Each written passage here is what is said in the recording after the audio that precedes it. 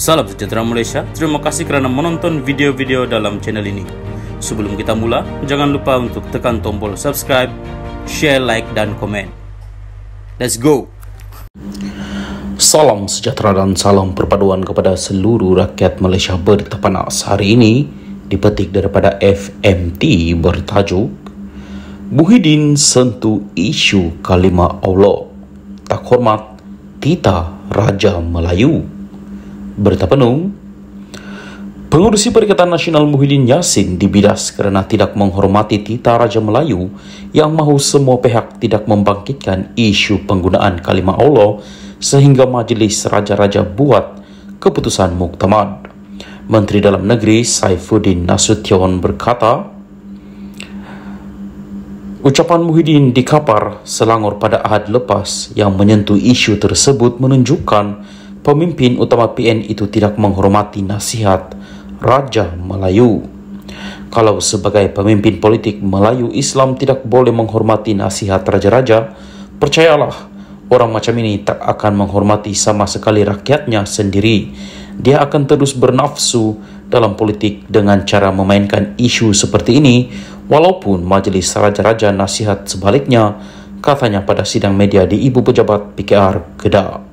Sultan Selangor pada Jun bertitah, semua pihak tidak mempolitik, membangkit atau membahaskan isu penggunaan kalimah Allah sehingga Majlis Raja-Raja buat keputusan muktamad.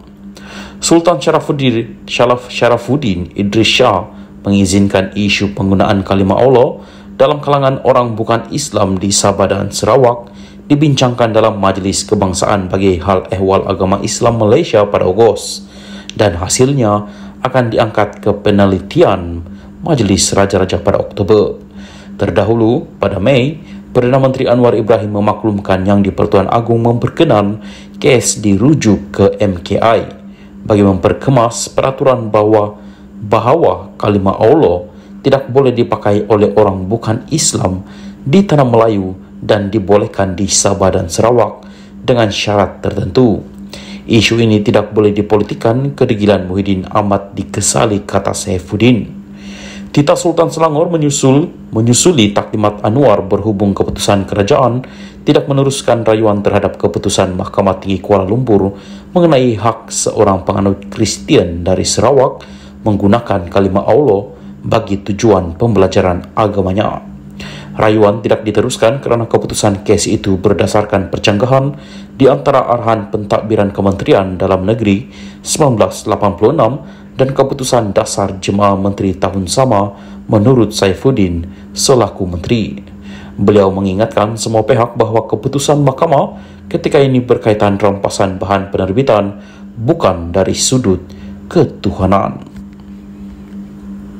Salam sejahtera dan salam perpaduan kepada seluruh rakyat Malaysia. Berita panas hari ini dipetik daripada Malaysia Kini bertajuk Peruntukan Kerajaan di Umum Zahid tiada unsur rasuah KP SPRM. Berita penuh, Ketua Pesuruhjaya SPRM Azam Baki tidak melihat pengumuman timbalan Perdana Menteri Ahmad Zahid Hamidi mengenai geran RM450,000 di Terengganu sebagai satu bentuk sogokan pilihan raya. Katanya, ini kerana geran tersebut merupakan peruntukan daripada kerajaan persekutuan. Ini adalah sebuah kerajaan pemerintah yang boleh melaksanakan inisiatif yang difikirkan wajar untuk rakyat. Pada hemat saya, tiada masalah berhubung isu pemberian geran ini kerana ia merupakan inisiatif kerajaan. Jadi kalau inisiatif peruntukan yang telah diluluskan kerajaan, ia tiada unsur rasuah, katanya seperti dipetik Sinar Harian. Zahid yang juga Menteri Pembangunan Luar Bandar dan Wilayah sebelum ini dikritik kerana ucapannya ketika mengumumkan peruntukan yang disediakan kementeriannya pada satu majlis Jumaat lalu.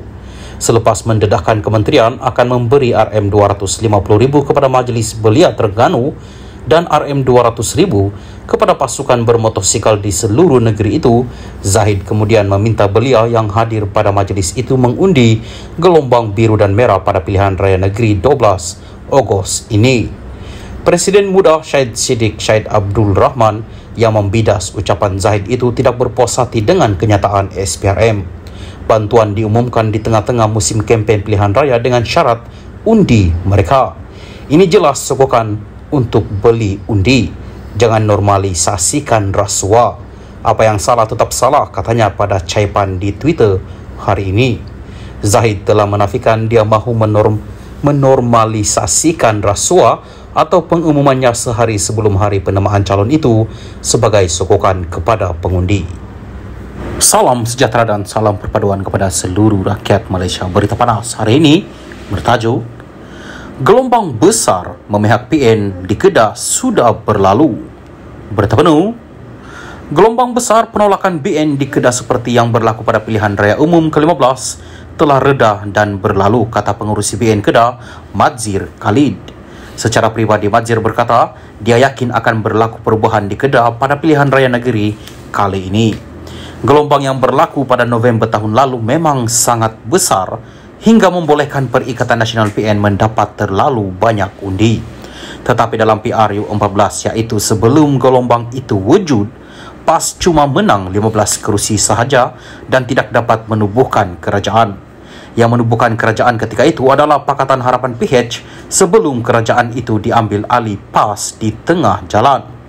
Kini gelombang dalam PRU 15 sudah tiada dan kita kembali kepada keadaan asal, katanya ketika ditemui media sewaktu berkempen di Kampung Kubang Kenyeng di Pedang Terap hari ini.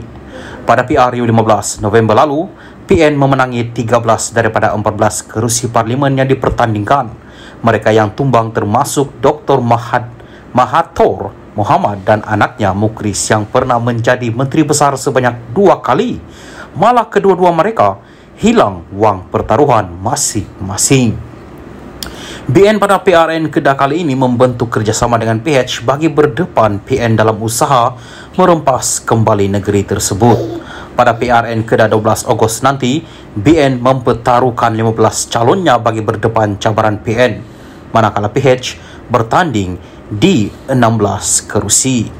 Jadi tanpa ada gelombang dan angin yang kuat itu, maka saya jangkakan akan berlaku persaingan sengit melibatkan PN dengan gabungan BN serta PH bagi memerintah negeri ini, tambah Madzir.